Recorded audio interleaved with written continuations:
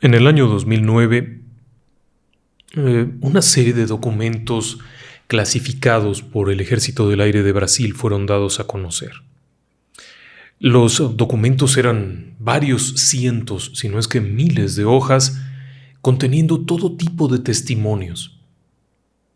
Desde testimonios de los involucrados en extraños fenómenos ovni, testimonios de médicos, de policías, de soldados, de marinos, todo aquello era muy confuso. El expediente se había liberado de forma un tanto casual. Si bien había toda una dinámica del gobierno brasileiro por liberar información, el hecho es que estos expedientes pertenecían a un paquete de datos que estaba prácticamente olvidado en un rincón de un almacén militar. Era el expediente del proyecto Prato. En español, prato significa plato o platillo. Y era el expediente correspondiente a 1977 y 1978, años en los cuales Brasil fue escenario de una oleada, no solo de avistamientos, sino de contactos ovni, y de abducciones ovni, y de agresiones de los tipos más variados que usted se puede imaginar. Ahora mismo por ahí en el canal, si usted busca, tenemos el caso de las máscaras de plomo. Un incidente en el que personas murieron tras aparentemente establecer contacto con alienígenas. Y dentro de ese expediente del proyecto Prato, hubo un caso en particular que llama la atención. Quizá el caso que fuera el detonante, o por lo menos el inicial, para marcar la oleada ovni brasileña de 1977, y de eso le vamos a platicar esta noche.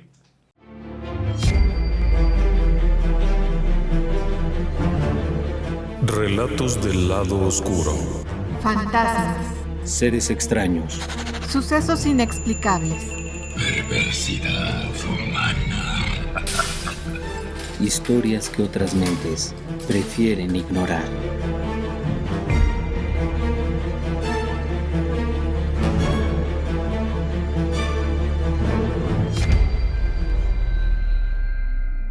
Déjeme que lo lleve atrás en el tiempo y a un lugar diferente. Es 1977, estamos en el gigante sudamericano, en Brasil. Brasil es un país enorme.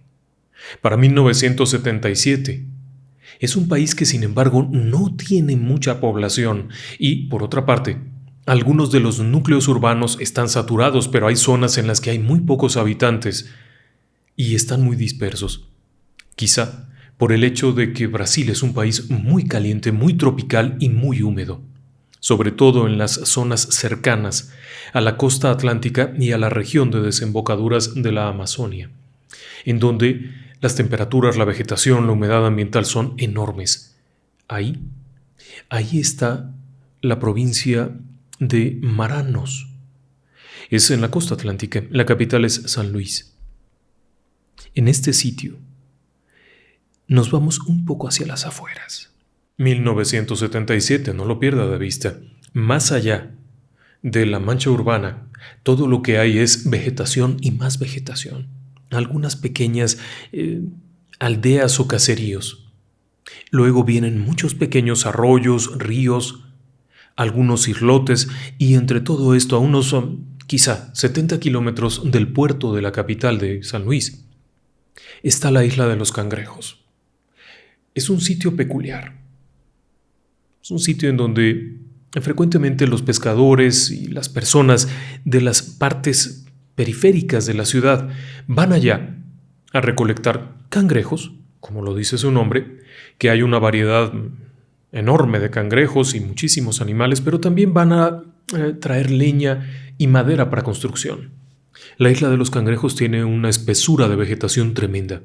Hay muchísimas variedades de árboles, algunos de ellos son bastante maderables, así que, con frecuencia, pequeñas embarcaciones viajan a la isla de los Cangrejos, cortan árboles, los folian o les quitan las hojas y las ramas, los suben al barquito y los llevan a San Luis, a las afueras, en la zona perimetral, en donde se comercializa muy bien esto, porque es madera para construir vivienda, para construir establos, vaya. Un grupo de estos pescadores, carpinteros, recolectores. Es una familia de la localidad. Está compuesta de Apolinario, que tiene 31 años, de Aureliano Bispo Alves, hermano del primero, que tiene unos 36 años, Firminio, o Firmino, que es un hombre de unos 38 años, y José Sousa. José Sousa es un joven, tiene apenas 22 años. Son personas que se conocen, viven en el mismo caserío, tienen tiempo de trabajar juntos. Por lo menos Apolinario y Aureliano suelen hacer este viaje de recolección de madera con relativa frecuencia. Firmino en realidad no suele hacerlo porque, si bien todos son parientes, Firmino tiene una especie de huerta con una pequeña granja, pero en esta ocasión, un colaborador habitual de los otros dos ha enfermado y necesitan un cuarto hombre. Así es que Firmino acepta acompañarles, ayudarles a cortar, a quitar el enramado, subirlo al barquito y llevarlo de regreso a cambio de que él mismo pueda traer para sí algunas piezas que necesita para la construcción que está haciendo. Todo está muy bien. El día 27 de abril de 1977 se montan en un barquito muy peculiar. El barquito es el María Rosa. Elegantemente así le llaman. Es un barco de unos 12 metros de largo. En realidad no es exactamente un gran barco. Más bien es una barca vieja, totalmente construida en madera, no tiene motor, únicamente depende de una sola vela grande que tiene. Es un pequeño velero. De alguna parte lo han conseguido, pero es complicado de manejarlo, no es una embarcación fácil, no tiene ningún tipo de electrónica, no tiene radio, no tiene nada. Simplemente es una cáscara de nuez que tiene una vela. Pero es perfecto para lo que quieren. Navegar desde el puerto de donde salen, de la zona en la que están, hasta la isla de los Cangrejos les toma un buen rato. Es una vuelta larga por la orilla de la costa atlántica, luego meterse por una especie de lengua de mar que entra a tierra y luego hay un truco. Para poder encontrar la madera, la mejor madera, hay que llegar a una cierta hora, alrededor de las 5 de la tarde, con la marea alta. Eso lo saben muy bien tanto Apolinario como Aureliano, que están muy relacionados con esto, y saben que mientras la marea está muy alta, ellos pueden navegar tierra adentro con todo y barquito, lo que significa que no tienen que jalar la madera hasta la orilla. Es que hay una serie de pequeños canales. El hecho es que llegan a buena hora. Un poco antes de la marea alta, entran cuando está subiendo la marea y llegan muy adentro a través de una especie de canal interior de la isla de los Cangrejos. No todas las personas consideran prudente hacer eso, porque cuando baja la marea, a eso de las 7, 7:30, quizá las 8 de la noche, el barquito se queda atrapado ahí. Al bajar la marea ya no puede salir. Simplemente se queda sentado en el fondo, en el barro del fondo, y no pueden irse esa misma noche. Y la isla de los Cangrejos tiene fama de estar embrujada. Muchas personas aseguran que al caer la noche se ven por ahí estas extrañas bolas de fuego que son espantos. No es una creencia antigua, eso había comenzado algún tiempo atrás, pero había generado mucho miedo. Pero claro, a Aureliano, a Apolinario, a Firminio, aquello no les parece razonable, y a cambio de no tener que caminar 4 o 5 kilómetros cargando cada palo hasta el barquito, prefieren seguir aquella ruta y llegan muy bien. Se bajan, caminan hacia la vegetación, todavía hay luz de día muy buena, comienzan a cortar, comienzan a pelar, dejando únicamente estos polines largos, estos puntales, que son los troncos de los árboles que han cortado. Los van apilando a la orilla, a fin de que al día siguiente con la primera marea o en la madrugada con la primera marea puedan acomodarlos tranquilamente. La labor se extiende un buen rato hasta que cae la noche. Al caer la noche es muy complicado estar ahí, y trabajar ahí, sobre todo cuando inicia la noche, es un verdadero infierno. Primero, hace mucho calor. Segundo, hay millones de mosquitos. Así es que llega un momento en el que aquellos hombres dejan lo que están haciendo, se montan en su barca, que ya está sentada en el lodo, ya no está navegando, ya está fija en el fondo, Ponen una especie de cortinita en la entrada. Esta embarcación es tan rústica que esencialmente es una gran lancha de madera con una pequeña cubierta y una especie de habitáculo. Pero no tiene camas, no tiene una cocina, no tiene nada. Simplemente es un hueco con un techo y una pequeña ventana. La otra parte es un hueco cuadrado por donde se entra y sale. Ahí dentro tienen un par de hamacas, tienen un piso donde ponen unas alfombras para dormir, unos esteros. Está muy sencillo, pero poniendo una cortina se puede estar y los moscos no entran. Además queman algunas hierbas. El hecho es que cenan opíparamente, han traído algo para cocinar ahí, se cocinan la cena, cenan, bromean, se ríen, se conocen, son parientes, tienen tiempo tratándose, vamos, bromean y llegada a cierta hora se van a dormir, van a descansar un rato. La idea es muy simple. Cuando entra la marea de la medianoche, el barquito comienza a moverse y se oye cómo lo golpetea el agua y se sacude todo. Lo han hecho muchas veces, no pierda de vista eso. Lo han hecho muchas veces. Así que no es ninguna novedad para ellos. Saben que en algún momento de las 12, la 1 de la mañana, aquella cáscara de nuez comenzará a moverse, a sacudirse, se van a escuchar los golpes de las poleas, se despiertan y entonces bajan, cargan, a esperar a que carguen todo lo que puedan y salen. Sacan el barquito y comienzan a navegar de regreso. Estarán en su casa a las 6 de la tarde. Así es que llega el punto en el que se van a dormir. Ojo a esto. El espacio adentro no es muy amplio y el habitáculo está hacia el frente del barquito. Es donde está un hueco donde pueden dormir. Muy bien. José se acuesta en una hamaca. Ahí, a un ladito, se acuesta Aureliano en una especie de estera, en una alfombra, ahí se acuesta. Más allá, un poquito atrás de donde está José, se acuesta Apolinario. Y allá, adelante, muy hacia la proa, se acuesta Firminio. Usted pensará, ¿qué importancia tiene todo esto? Déjeme que vaya más adelante.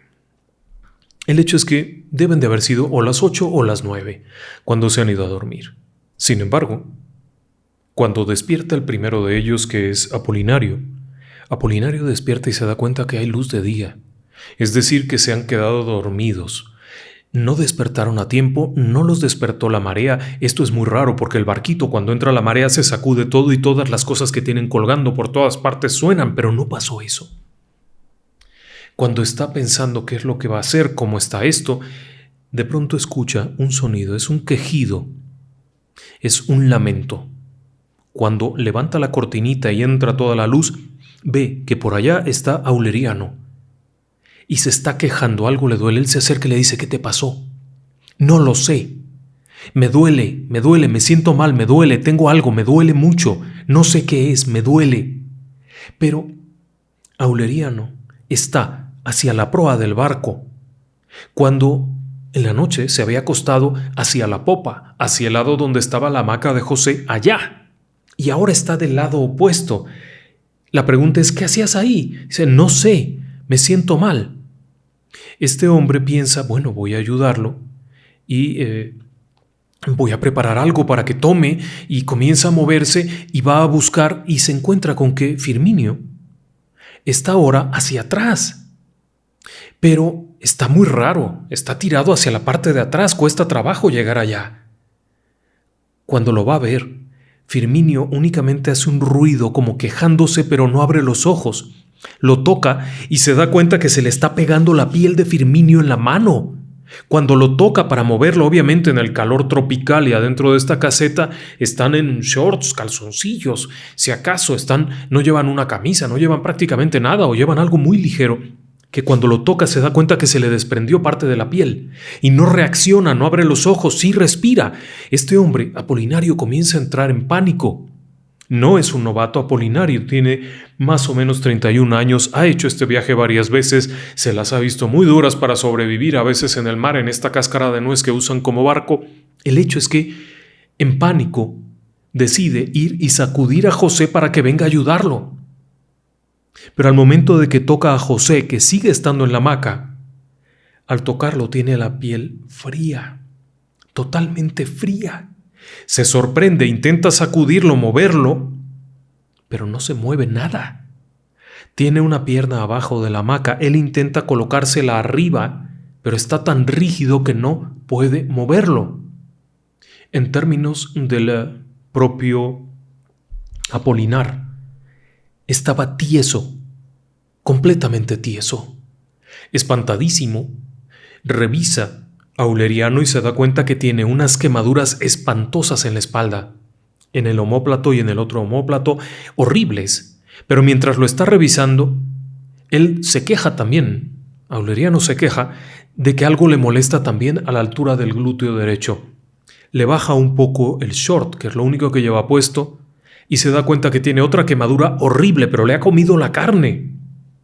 Así está aquello abierto, al punto que decide no subirle otra vez la ropa, porque aquello está en carne viva, está abierto. Es una herida espantosa, al igual que las dos que tiene en la espalda. Sin embargo, la ropa no está quemada.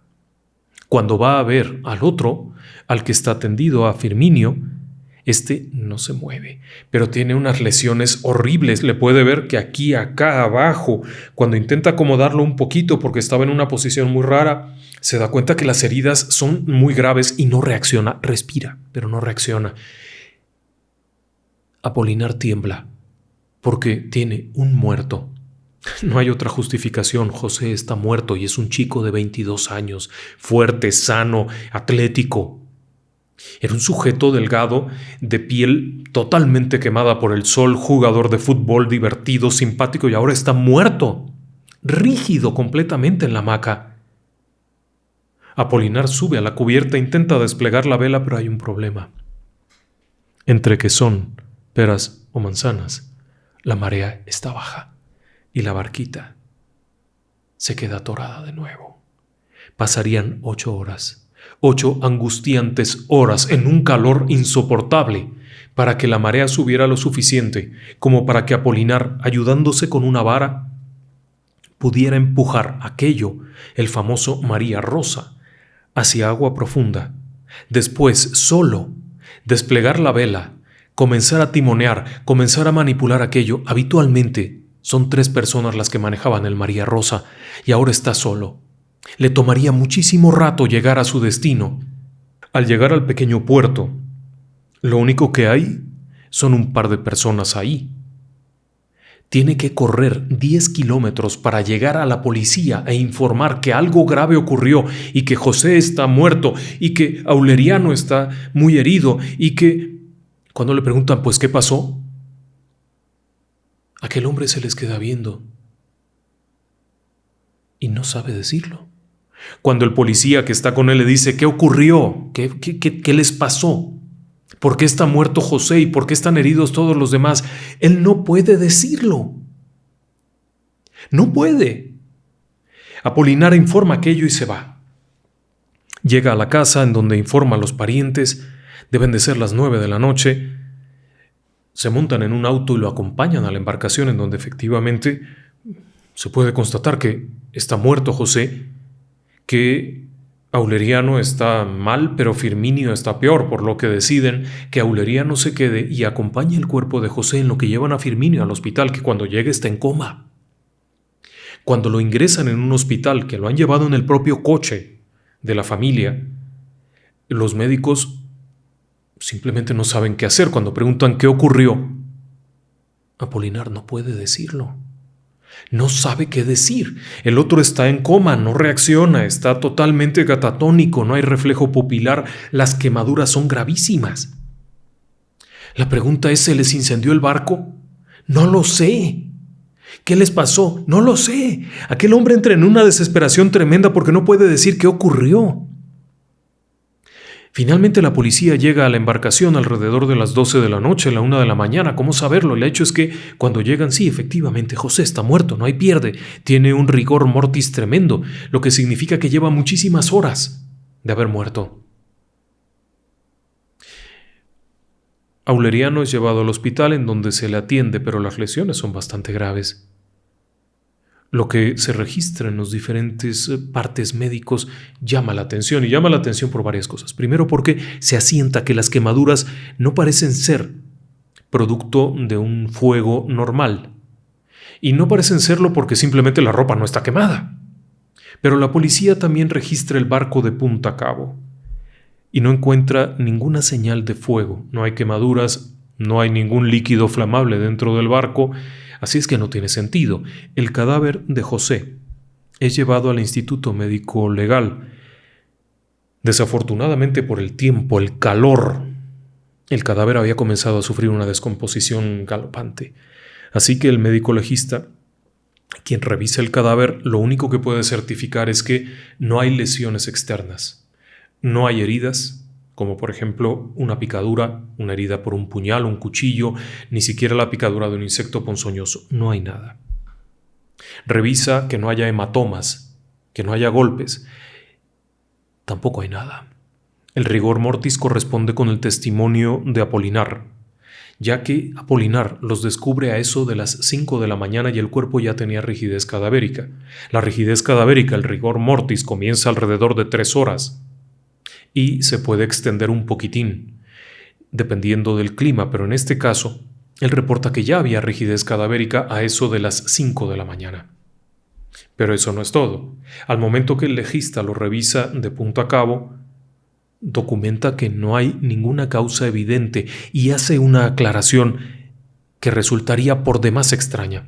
De acuerdo con el parte del Instituto Médico Legal, en el informe menciona que fue muerte por un accidente cerebrovascular causado por hipertensión arterial como consecuencia de un shock emocional. ¿A qué se refería esto? Shock emocional. ¿Se había muerto de un susto? ¿Es a eso a lo que se refería? Por supuesto, cuando le preguntan a Aureliano, que era el que estaba consciente que tenía unas heridas fuertes, pero estaba en buenas condiciones, llega la policía y lo están atendiendo, el médico lo está curando y le preguntan: Aureliano, ¿qué pasó? Y él está a punto de contestar, porque está consciente, no se quedó inconsciente, está consciente, con mucho dolor, con estas heridas raras que tiene, pero está consciente y está a punto de decirles, cuando se da cuenta que no puede decirlo porque no sabe qué fue lo que pasó. Le vuelven a preguntar: descríbanos cómo fue. Y él describe perfectamente desde el momento en el que se montan en el María Rosa. Navegan hasta la isla de los cangrejos, bromean, platican, cortan madera, se suben, cenan, y describe exactamente dónde se acostó cada quien. Pero cuando llega el momento de preguntarle qué fue lo que ocurrió, no hay respuesta. No la hay, no puede. No sabe qué fue lo que le ocurrió. Pasaría algún tiempo antes de que Firminio pudiera regresar a la conciencia. Algunos días de estar hospitalizado, perdería movilidad en una mano, se le doblaron los dedos por la lesión que tenía en esta parte del brazo, le afectó el nervio, le dejó la mano inutilizada. Además de esto, tenía varias cicatrices más, producto de las quemaduras. Llegado el momento en que estaba consciente, se le preguntó ¿qué había ocurrido? Y la respuesta fue exactamente la misma: no lo sé. Por supuesto, la policía no suele bromear con estas cosas y trata de encontrar alguna pista, pero no la encuentran. Simplemente no la encuentran. Viene un perito de la Policía Central, que es quien examina a los testigos, quien les hace preguntas específicas muy destinadas a saber si mienten o no mienten. Es un hombre, es un experto quien haría el interrogatorio, y se lleva la sorpresa con que los 3 coinciden perfectamente. O sea, no es que se hayan puesto de acuerdo, simplemente están narrando algo que les ocurrió, cómo se subieron al barquito. Cada quien narra, y eso es muy interesante porque cuando se narra un crimen y hay varias personas que lo vieron, cada quien narra de diferente forma. Por lógica, porque cada uno lo vio desde su óptica y desde su posición. Así es que, por ejemplo, uno cuenta cómo se subió al barquito, cómo lo desamarró el otro, cómo se subió, pero cada quien cuenta lo que hizo o cómo lo estaba haciendo. Cuentan todos lo que cenaron, cómo lo cocinaron, etc. Pero llegado al punto en el que se les pregunta ¿qué pasó?, ninguno de ellos sabe. Se les pregunta ¿cómo llegaste a donde te encontraron? Según dice Apolinar, tú estabas al frente cuando te habías acostado a dormir atrás. ¿Cómo fue que te fuiste para allá? Vaya, aclaremos un punto. No era fácil que se rodara alguien, porque a mitad de esta especie de habitáculo, en este cubo donde estaban dentro del barquito, aun cuando el barquito se hubiera movido con la marea y a ellos les hubiera ganado el sueño, rodar de un punto a otro no era viable. Así de fácil no era viable. Había obstáculos en el camino, había cosas en el camino que no permitían esto, y sin embargo ninguna de las cosas estaba fuera de su lugar. Solamente ellos. Pasó algún tiempo y bueno, no se podía considerar que hubieran matado a José, por supuesto que no. Comenzaron a preguntarse unos y otros qué es lo que había ocurrido. Por supuesto, las autoridades buscan una respuesta. Y así es como de pronto alguien dice, bueno, esto tiene toda la fama y apariencia de ser una descarga atmosférica. Un relámpago, un rayo, una centella, lo que usted quiera llamarle. Sonaba bien. El barquito tiene un pequeño mástil, no es muy alto, pero es un mástil. Podría haber servido como receptor de la descarga, pero no. Habría estallado. Al momento de recibir una descarga atmosférica se habría roto. No tenía ningún daño. Alguien más dijo, bueno, estaban en un cuerpo de agua. Obviamente si la descarga cae se potencializa y los habría quemado. Cabe señalar que Auleriano, cuando fue encontrado, estaba en agua. La parte donde fue encontrado había una especie de lente de agua, una filtración porque era un barco viejo, y ahí estaba en el agua. De haber sido como describían, habría muerto electrocutado inmediatamente. Pero ahí no terminaba esto. Un técnico de la universidad local diría, bueno, pudo haber ocurrido otra cosa. La descarga choca en el suelo, rebota y se mete a la carlinga y los quema. Sin embargo, José Sousa, el muchacho de 22 años, estaba muerto y no tenía ninguna lesión. Las personas que reciben una descarga atmosférica suelen tener un punto de entrada y un punto de salida. Sirve como un conductor. Así es que, si no hay un contacto apropiado, por ejemplo, si no tiene usted los pies mojados y le cae la descarga, no drena, sino que rompe, quema, calcina. Tenía lógica, pero el cuerpo de José no tenía nada. Pero la problemática con la explicación del relámpago solamente se hacía más grande, porque, primero, si el relámpago hubiera pegado en el barquito, habría provocado algún daño. Segundo, si habría golpeado en la arena alrededor y hubiera entrado al barquito, por lo menos la cortinita de la entrada se habría quemado y la ropa. Resultaba que por lo menos Firminio llevaba una especie de camiseta y la camiseta no estaba quemada. En el caso de Auleriano, tendría quemado el short, pero no lo tenía quemado.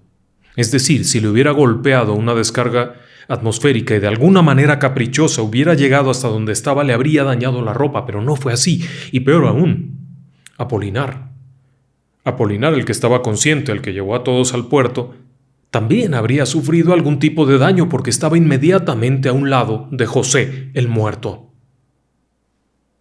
No tenía lógica.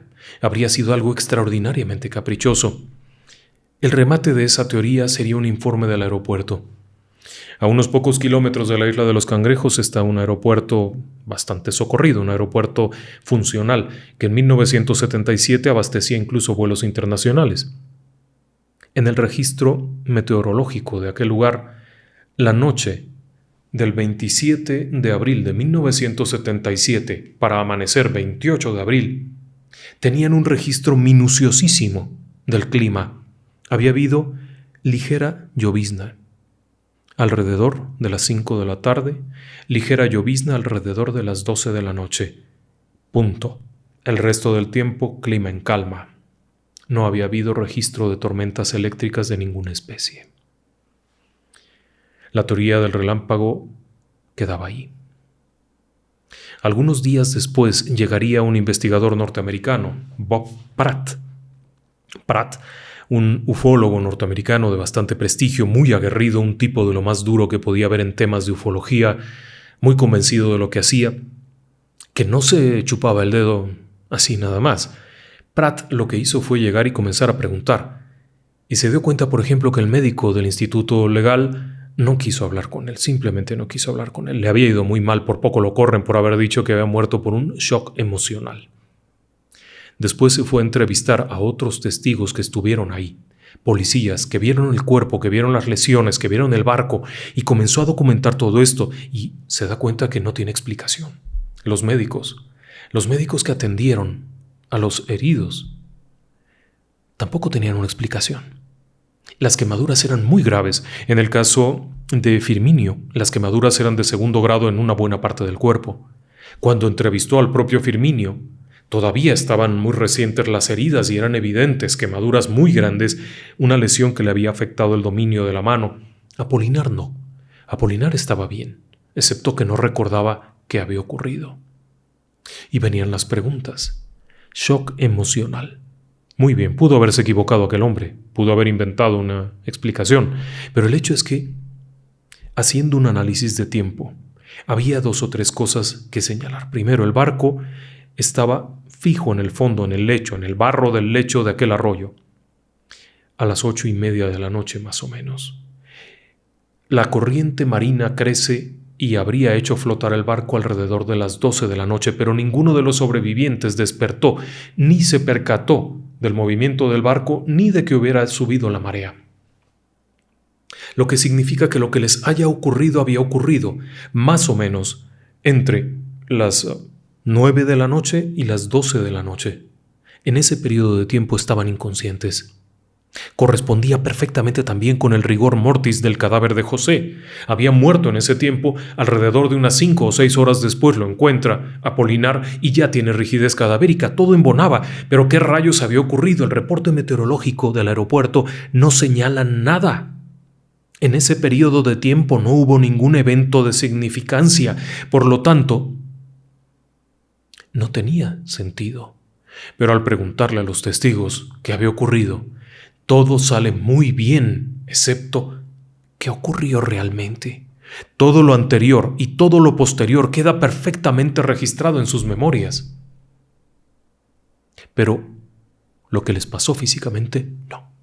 Al revisar el barquito, Bob Pratt tuvo que meterse incluso en un tramo de agua extraña llena de bichos para poderlo revisar personalmente.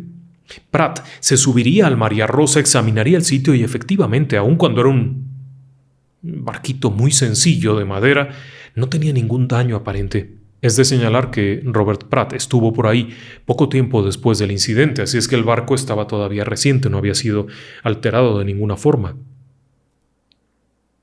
No satisfecho con esto, el investigador norteamericano Robert Pratt buscaría la ayuda de un experto, el doctor Silvio Lago, terapeuta, psicólogo, psicoanalista, hipnotista, un experto en terapia bajo hipnosis. El objetivo, averiguar qué había ocurrido ahí. ¿Estaban mintiendo?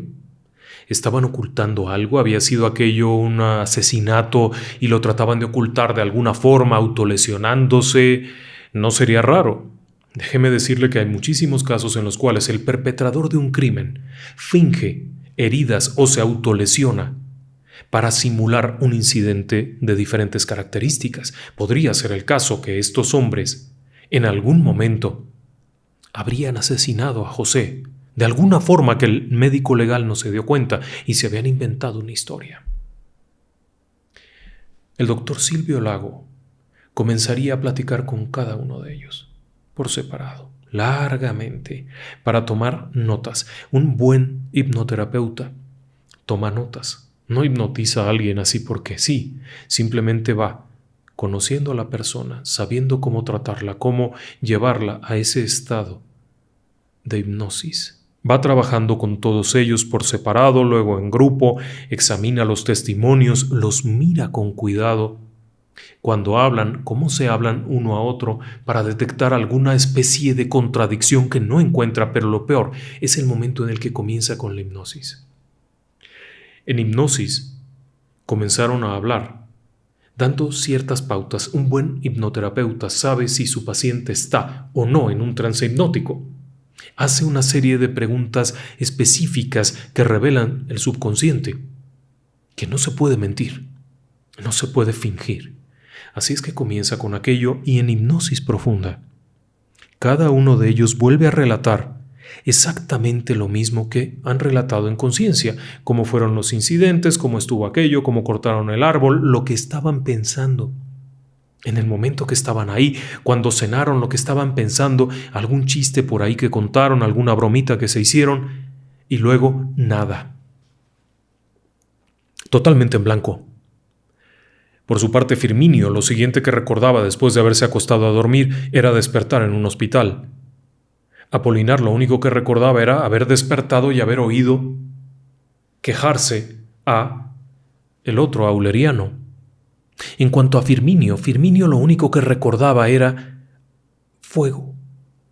Pero no era fuego en el sentido de que hubiera una llamarada o una leña o algo. Lo que Firminio recordaba era un objeto volador no identificado. En esa región les llamaban los fuegos y estaban acostumbrados a verlos porque en esta zona había habido muchos incidentes desde principios del 77 en donde habían visto objetos voladores no identificados en toda la región. Era lo único que dijo en ese momento bajo hipnosis, pero más allá de eso no recordaba nada. Simplemente nada. El problema con esto es que esta situación no era una amnesia provocada por un shock. Alguien que sufre un accidente puede sufrir un shock que lo deja con una amnesia de ese incidente para protegerlo. La gente olvida cosas para protegerse. Alguien que ha sido objeto de un ataque, de un acto de gran violencia, puede bloquearse conscientemente para no recordarlo, pero en el subconsciente queda. Bajo terapia de hipnosis va a recordarlo, va a revelarlo, lo va a traer. El hecho es que el terapeuta no logra que eso ocurra. Con el tercero en ser entrevistado pasa lo mismo, exactamente lo mismo. No hay ninguna forma de vulnerar esa barrera, ninguno de ellos tiene eso, como si les hubieran borrado.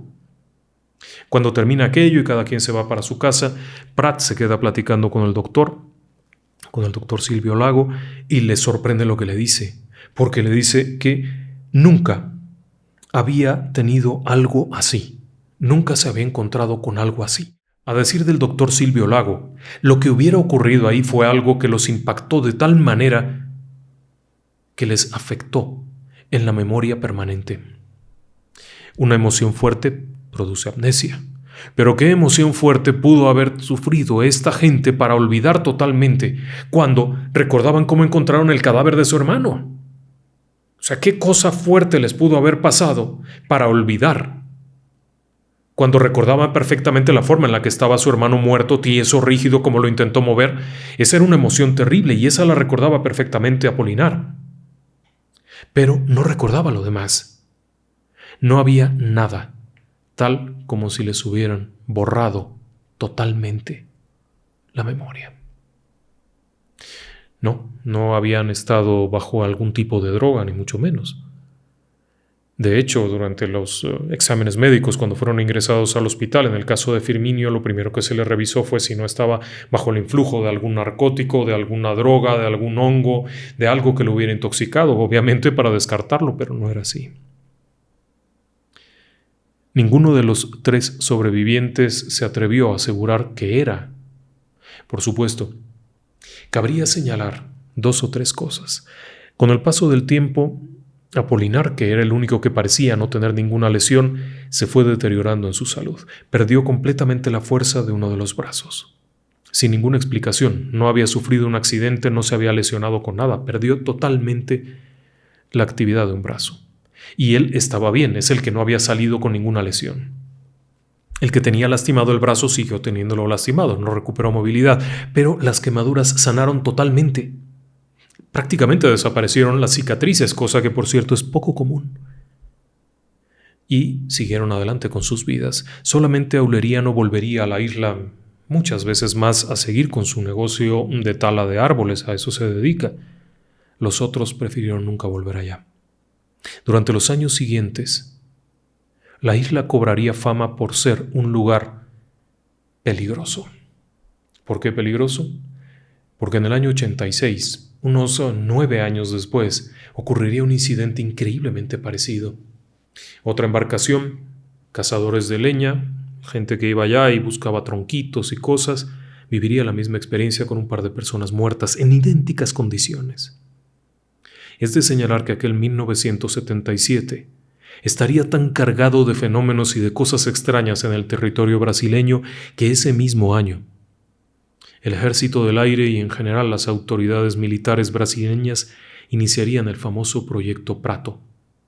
Ese del que le he hablado al inicio del programa. Entre octubre y diciembre de 1977 sería tal la frecuencia de incidentes de esta naturaleza que se iniciaría este proyecto de investigación y recopilación de todo tipo de testimonios y documentos al respecto. Hasta el día de hoy, lo que haya ocurrido ahí no queda claro. Pero es de señalar 2 o 3 cosas. Primero, en el lugar ya había una mala fama. El sitio, la Isla de los Cangrejos, no es que fuera un sitio vedado, no, por supuesto que no, la gente iba ahí con mucha frecuencia. Prueba de ello es que estos cuates habían ido más de 100 veces. No es que le tuvieran miedo al lugar, no es que fuera un sitio tabú. Simplemente había una cierta desconfianza porque había habido fenómenos raros, fenómenos que consistían en extrañas bolas de luz que iban y venían y que fueron reportadas incluso durante los días previos al incidente de el María Rosa. Pero durante los años siguientes el número de incidentes en la zona también seguiría siendo muy activo. Contrario a lo que se ha dicho que nadie va para allá por el miedo, no, vaya, hoy en día siguen yendo, obviamente. Las personas van a pescar, van a recuperar lo que sea de madera, etc. Pero el sitio tiene varios incidentes similares que coinciden con una oleada ovni masiva. Incidentes que fueron como por ejemplo el del Cabo Valdés, el incidente de la presa Billings y otros que ocurrieron entre el 77 y el 78 en Brasil y en el territorio de la Amazonia. Este asunto llegó al punto en el cual se le asignó un nombre a este fenómeno, el chupa chupa. En esta zona, el fenómeno del chupa chupa era conocido por todos porque hubo diversos incidentes, de los cuales le platicaremos más adelante, de personas que fueron atacadas por lo que en principio podría ser entidades biológicas no terrícolas. ¿Por qué decimos esto? Porque la casuística de una abducción ovni tiene los mismos patrones que ocurrieron en el caso de estos hombres.